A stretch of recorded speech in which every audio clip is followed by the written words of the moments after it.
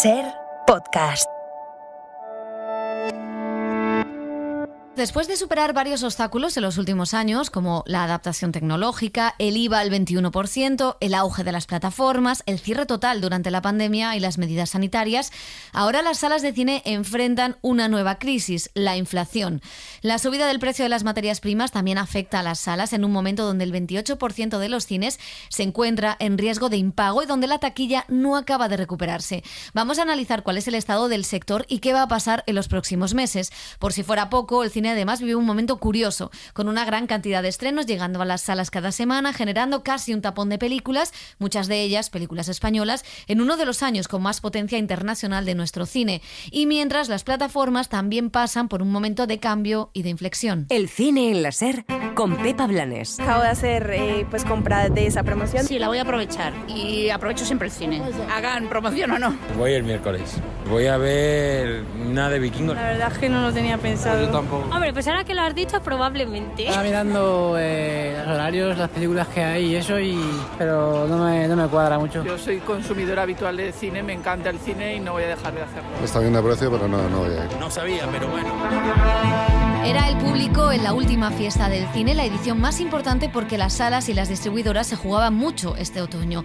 Después de la pandemia, el hábito de ir a los cines no se ha recompuesto del todo, algo que sí ha ocurrido en países como Estados Unidos. A eso sumamos dos fenómenos, la inflación provocada por la crisis y la guerra de Ucrania, la fuerza de las plataformas y la avalancha de estrenos. Veremos si esto es bueno o malo. José Manuel Romero, ¿qué tal? ¿Qué tal, Pepa? Vamos a empezar por los datos de taquilla en España y Estados Unidos. ¿Cuáles son las principales diferencias? La fase inicial de confinamientos propició nuevos hábitos de consumo audiovisual y una reestructuración de las ventanas de exhibición que aseguraba a los cines un periodo de explotación exclusiva de los estrenos antes de competir con otros formatos.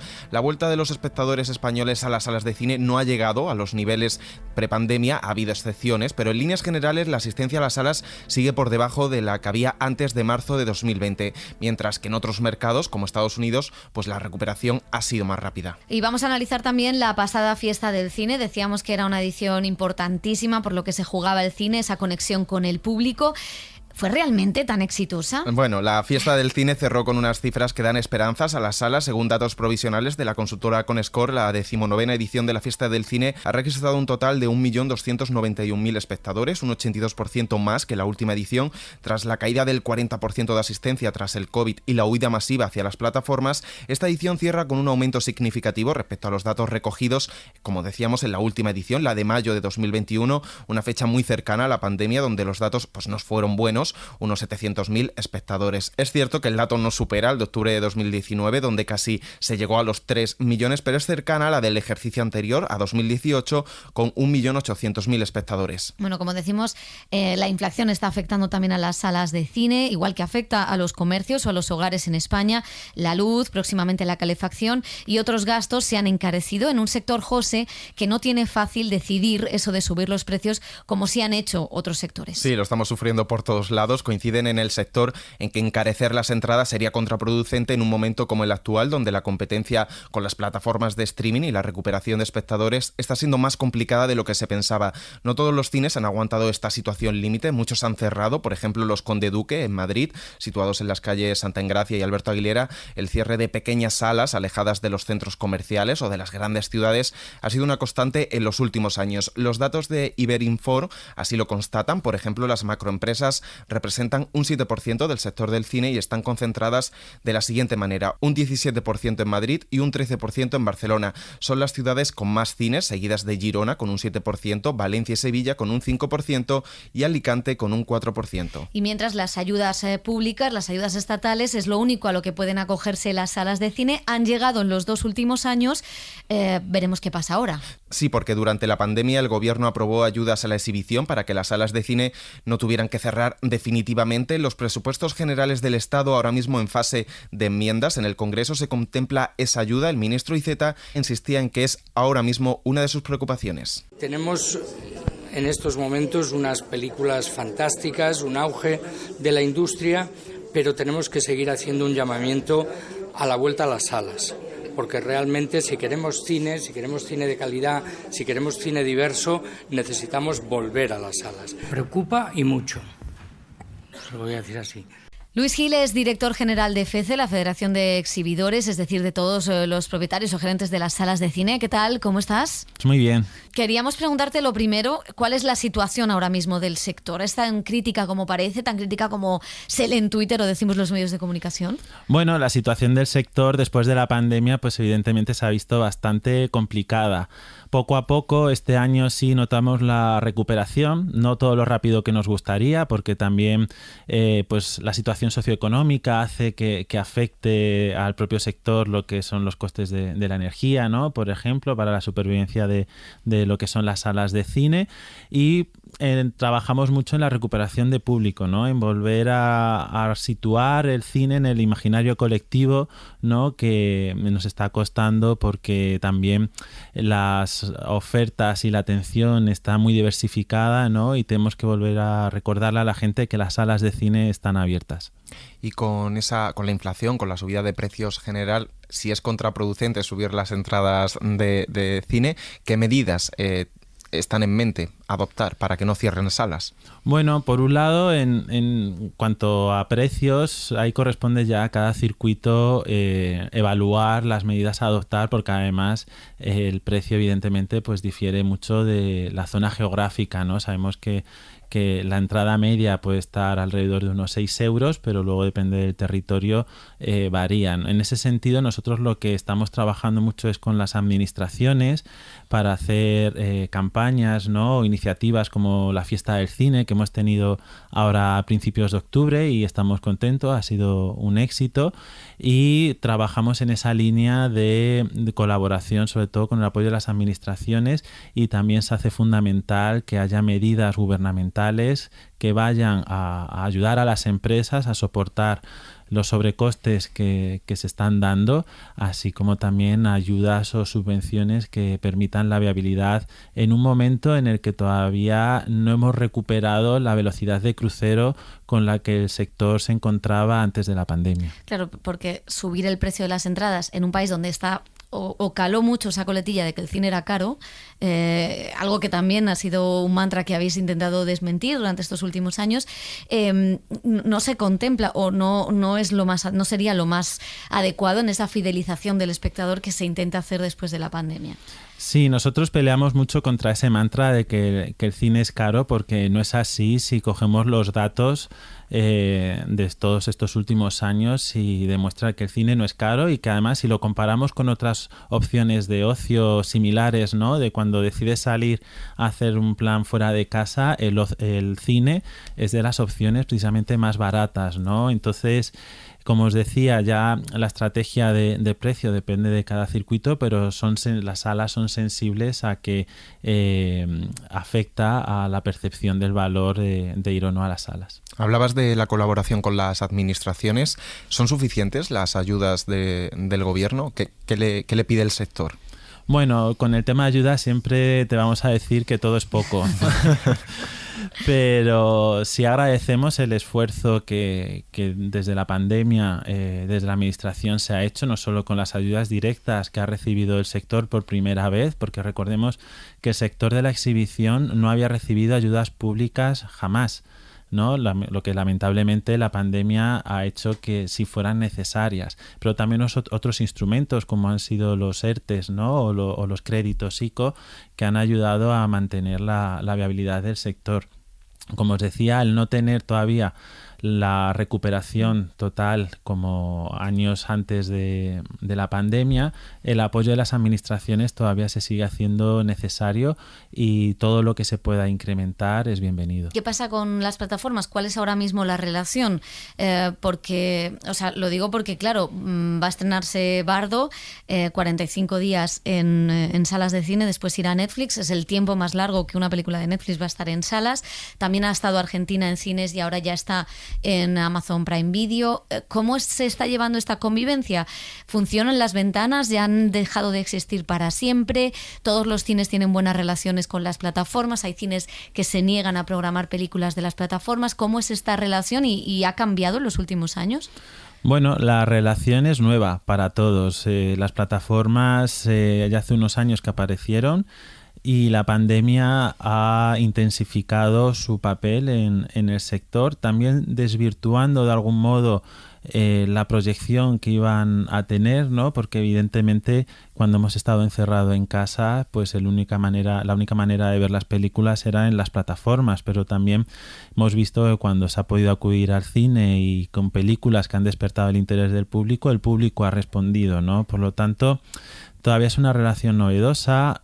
Nosotros defendemos la existencia de la ventana porque parte del problema que detectamos entre el público es la confusión de dónde y cuándo ver una película, ¿no? Es decir, se ve la promoción, pero el público no sabe si está en cine, si está en plataforma, cuánto tiempo va a estar en cine, y eso también pues genera en el espectador desinterés, porque dice, bueno, pues ya la veré, ¿no? Y se está perdiendo a lo mejor la oportunidad de verla y disfrutarla como está concebida la película, que es para una sala de cine, ¿no? Por eso nosotros defendemos que exista la ventana, una ventana que sea por un periodo que permita ordenar al sector, ¿no? Al menos de 100 días es lo que nosotros estamos reclamando, porque además quiero recordar al público, y por si no lo conoce, que el precio de la entrada de cine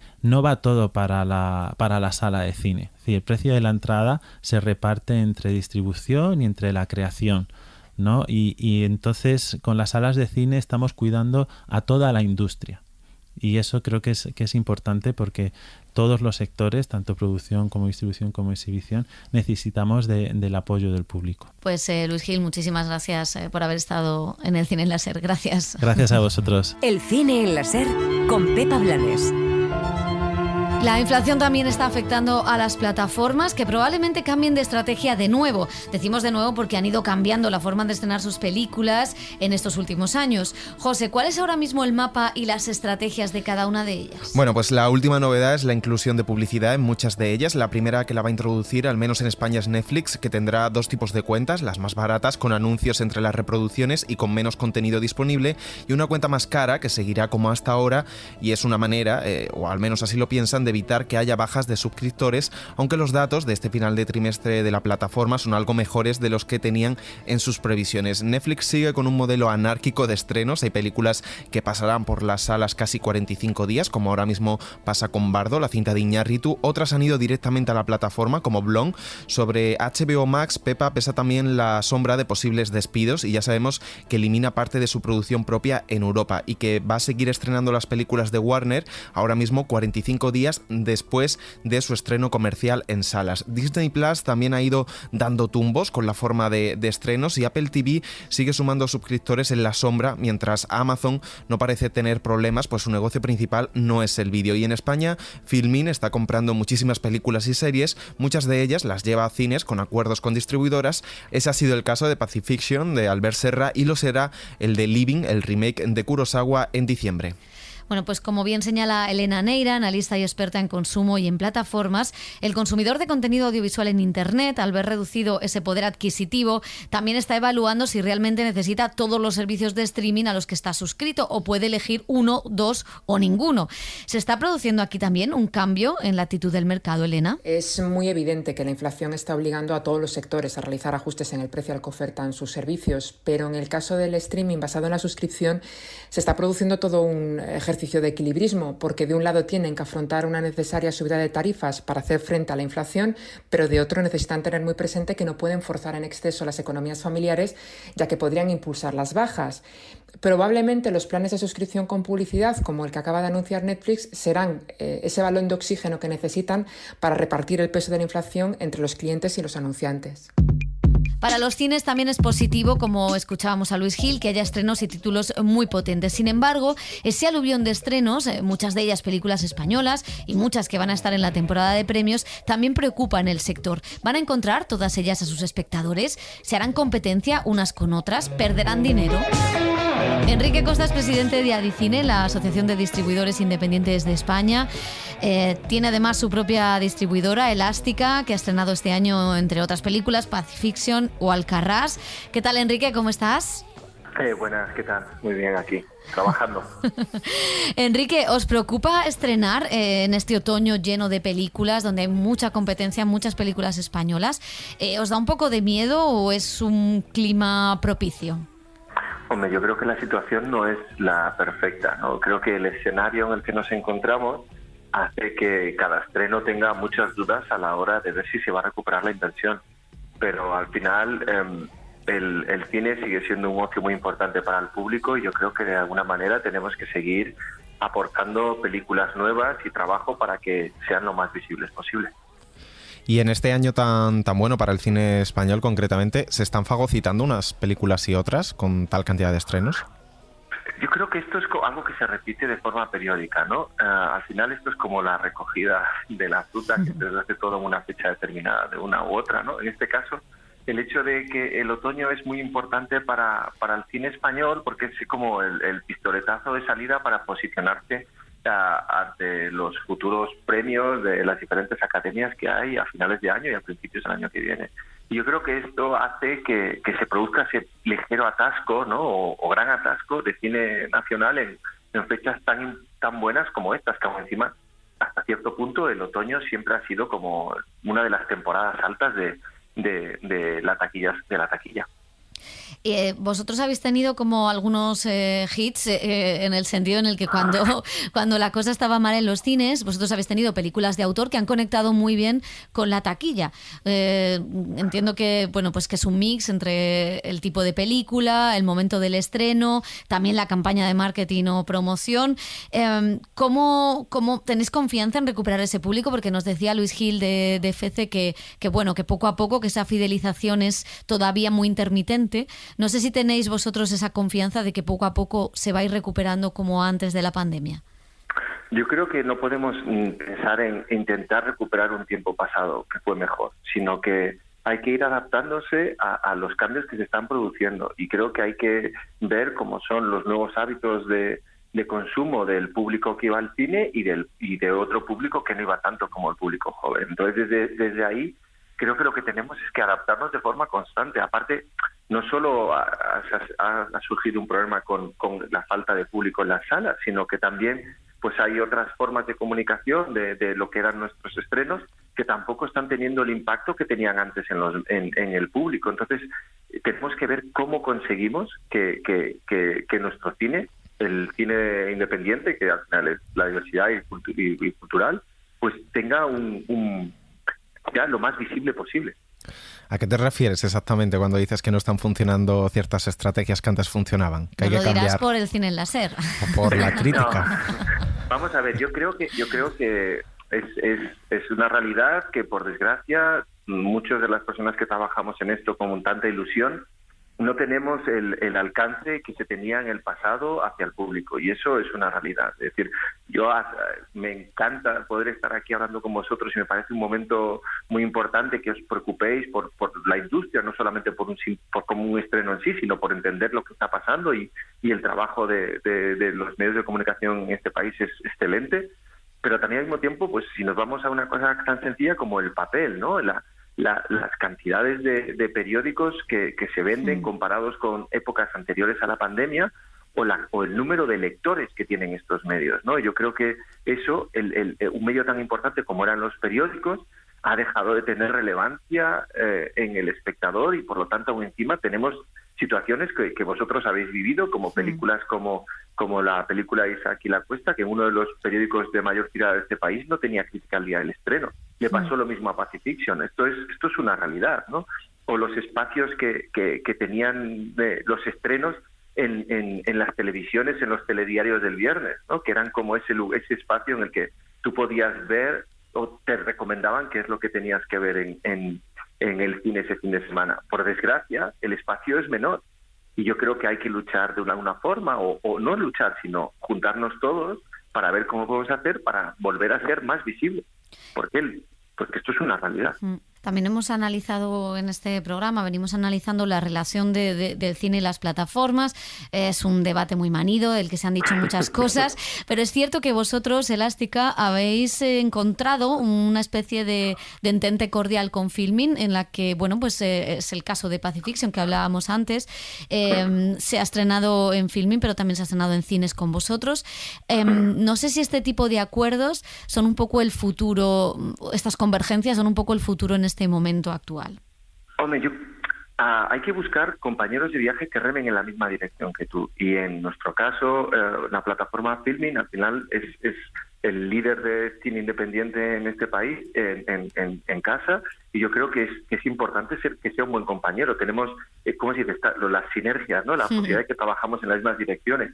Nosotros no solo lo hicimos con Pacifiction, sino que lo hemos hecho con películas en el pasado, como era Drive My Car, ¿no? O Annette, en la que colaborando con ellos conseguimos llegar a un público. Ellos al final tienen una base de datos enorme de suscriptores a los que son amantes del cine, a los que se les puede recomendar volver al cine o ver una de estas películas antes en una sala, ¿no?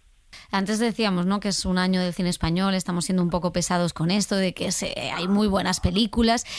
También hay, por otro lado, pues el tipo Grinch, ¿no?, que dice, bueno, cuidado que no es para tanto y que además todas se parecen. ¿Qué te parece a ti este año de cine español? Yo soy de los que creo que, desde el análisis que yo he hecho, que posiblemente sea un poco más ligero para esas personas que opinan diferente, para mí creo que es el mejor año del siglo XXI del cine español. Por la diversidad, por la magnitud en la que las películas han viajado fuera de este territorio, o cómo muchas de ellas han podido competir o estar de igual a igual en salas comerciales en nuestro país durante todo el año. Es decir, es que vamos a repetir siempre los mismos casos, ¿no? Está bien que esté en las películas Santiago Segura, que con su tercera película de la misma saga ha hecho más taquilla que con las anteriores o con la anterior, pero al mismo tiempo tenemos casos como el de Alcarrás, que es una película que lleva, ¿qué son?, 27 semanas en cartel de forma continuada. Creo que hay indicios ahí para demostrar que, sobre todo, no es por nada, pero creo que son películas completamente diferentes. Y hasta que alguien le diga a Albert Serra que todas las películas de este año son iguales, yo creo que él será el primero en decir que no. Nos hace una camiseta nueva después de esto. Pues Enrique Costa, muchísimas gracias. Nada, gracias a vosotros, de verdad, que un placer estar aquí. Un saludo y suerte con el resto de estrenos. Gracias, chao, chao. La promoción y el marketing han cambiado. Eso hace que se replantee también el trabajo de la crítica de cine y de la prensa en los grandes medios, como decía Enrique Costa, donde nosotros nos encontramos. La directora del ICA, el Instituto de Cine, que depende del Ministerio de Cultura, Beatriz Navas, insiste en la importancia de encontrar a ese público y de engancharle de nuevo al cine. Todo este prestigio, todos estos premios y esta sensación de orgullo y que viajen a lo mejor a algunas producciones concretas, pues tenemos que acompañarlo con realmente un trabajo mayor con los públicos, ¿no? Realmente yo creo que ahí hay un desafío. Yo creo que es cuando llega a la universidad ese tema, cuando realmente se estudia el marketing, el conocimiento de los públicos, y ahí lo lanzo siempre que puedo. Creo que ahí tenemos todavía un desafío importante, ¿no?, que llegue a la academia y eso nos ayude y nos acompañe al sector de las industrias creativas. Por cierto, que Navas hacía hincapié en cómo las plataformas han subido el número de usuarios. El streaming, según la encuesta de hábitos de consumo culturales del Ministerio de Cultura, ya es la segunda vía de consumo cultural. Es importante que las obras circulen, que se vean, que promocionemos nuestras producciones de la manera que sea, que lleguemos a aquellos territorios donde no llegan. Y escuchábamos a Luis Gil, representante de las salas de cine de nuestro país, hablar de las ventanas. Para el que ande un poco perdido, era el tiempo prudencial que transcurría entre que la película se estrenaba en cines y llegaba a las plataformas y a los videoclubs y al formato de venta físico, el DVD. Esto, con la llegada de Netflix y el resto de compañías y la pandemia, se ha dinamitado. Se dan cambios muy raros. También Enrique Costa comentaba esas sinergias con las plataformas. En el cine español hay varias sensibilidades. Sí, Pepa, por un lado las plataformas han llevado un cine de autor que solo estaba en algunas salas a provincias o localidades donde no hay cines, de manera que puede verse la última película coreana o la húngara estrenada en algunos cines de las capitales. Por otro, eso ha repercutido en que el público vaya menos a las salas. Esta es la reflexión de Jonás Trueba, director defensor a ultranza de las salas de cine, cuya última película, Tenéis que venir a verla, tuvo más espectadores espectadores en la plataforma española Filmin que en cines. Pero luego es cierto que en 3 días de filming, si no me dijo mal mi distribuidor, hizo más cantidad de espectadores que en 3 meses en sala de cine, ¿no? Entonces eso es incontestable, ¿no? Eso es como, entonces yo eso no lo puedo negar, eso es una realidad con la que tengo que, no sé muy bien qué, pero tengo que convivir y tengo que desde luego aceptar. O sea, por un lado me impresiona, te lo dije, o sea, no sé si me alegra, quiero decir, o sea, en realidad no me alegra. Lo decía Jonas Trueba en un encuentro organizado por Filmin que celebraba los 15 años de funcionamiento de nuestro país. Su CEO, Jaume Ripoll, ahondaba en ese tema de las ventanas. Cuando inviertes esa cantidad de dinero importante en una campaña de marketing y la haces para la sala de cine, entonces te pones en una posición un poco comprometida. Primero decir, vale, estás favoreciendo una estructura de distribución que no es tu canal propio, te pones enfrente de un posible fracaso, porque al final, si la película va directamente a un estreno técnico y después va a la plataforma, el sentimiento de fracaso no está, de fracaso económico, y es un valor, es una vara de medir, desgraciadamente, que muchas veces está en la conversación hoy en día. Y entiendes que, o se entiende, que uno que no tengas que pasar o querer pasar el peaje de decir, si vas a salas tienes que estar, para entrar en muchas salas tienes que tener como mínimo 3-4 meses de ventana. La ventana, que es un término que tampoco no hace falta que volvamos a la hora aquí, pero que también ha cambiado. Las plataformas introducen una dinámica nueva, que es qué hacer con los derechos de autor, que muchas veces pasan de los autores a las propias empresas del streaming. Algo que es preocupante, según la guionista y exministra de Cultura, Ángeles González Sinde. Comparo con la propia industrial, ¿no? Si tú vendes todas tus patentes farmacéuticas, todas tus patentes industriales, pues bueno, sí, de momento supongo que estás haciendo un negocio, pero a la larga te quedas, digamos, descapitalizado de otro valor y de otra riqueza intangible, ¿no? Entonces, bueno, pues esto es algo que nos preocupa a los guionistas, que son esas condiciones de trabajo que han cambiado, que en algunos aspectos hemos ganado muchas cosas y en otros aspectos pues hemos perdido una cierta autonomía y una cierta soberanía de la imaginación, ¿no? Igual que hay una soberanía alimentaria, pues también hay una soberanía de la imaginación que yo creo que es bueno que cada territorio conserve. Sinde se mostraba preocupada por otro fenómeno que está ocurriendo en el cine español y en el cine europeo en general: la pérdida de un cine medio, que no son películas de presupuesto pequeño ni las grandes producciones, sino un cine que va a festivales. Lo cierto es que este año tenemos varios ejemplos de ese cine: Alcarrás o Un año, una noche, o Asbestas también, pero no era lo habitual en las temporadas anteriores. Esto afecta a que las películas españolas estén menos en las salas y que sean los blockbusters americanos los que acaparan todos los huecos, todo el marketing y todo el público. Por eso esta idea que daba el actor Carra Elejalde, que es básicamente lo que Francia lleva haciendo décadas. Como actor y como tío que me toca, tengo que decir que no tenemos una ley que defienda nuestro cine. Tú no puedes ir a un bar y pedir un pincho de tortilla de patata y que te digan €1, y luego pedir un pincho de caviar y que te digan €1. Si una película española cuesta 2 millones de euros, si una película americana cuesta 40.000 millones de dólares, el precio de la entrada no podría ser el mismo. No podemos. Y aquí los exhibidores se van a enfadar. Pero lo mismo que hay ayudas con la gasolina o con la luz, no podemos quitar en una sala pequeña de 100 localidades una película cuando tiene 85, porque ahora me viene la de Brad Pitt y voy a llenar esos 15 asientos. Debería haber un cupo por el cual no se puede quitar una película mientras... Porque no está llena la sala. Es decir, y si el gobierno tiene, o lo mismo que se hace para otras cosas, subvencionar a ese exhibidor para que mantenga nuestra película, también debería haber... O sea, hemos tenido tiempos mejores en las leyes para el cine, y lo que no es de recibo es que la cultura es como el papel de cagar, perdón. Quiero decir, hiper necesaria y para todo el mundo. No podemos grabarla con un IVA de impuesto de lujo. La cultura no es un lujo, es una necesidad. Es un bien que enriquece a todo un país, de uno u otro color. Con lo cual, grabar con IVA cualquier entrada a un evento cultural es un flaco favor que nos hacemos como país. Me toca decirlo. y lo digo. Con esta reflexión nos marchamos, recordando que queda por redactar una nueva ley del cine que deberá corregir algunos cabos sueltos de la polémica ley audiovisual. También tendremos que ver cómo acaba la recaudación de taquilla este año, ya sin pandemia, y si volvemos a superar los 100 millones, esa barrera casi moral para los cines, y también si las películas españolas consiguen conectar con el público. Nosotros recomendamos ir al cine, y no lo decimos solo nosotros, José Manuel Romero y yo, sino también Leonor Waltin. La gente como que se ha olvidado del placer que es ir al cine, que cuando vas de repente dices, ostras, es verdad, es increíble esto. Es como cuando hace mucho que no tienes sexo, que de repente follas y dices, ¡wow! ¿Cómo me había olvidado? Qué bonita metáfora. Sí, te la voy a copiar.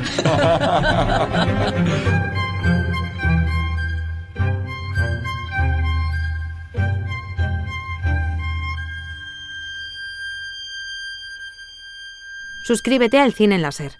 Escúchanos en directo en la SER los sábados a las 7:30 de la mañana y los domingos a las 3 de la madrugada. Cadena SER. La radio.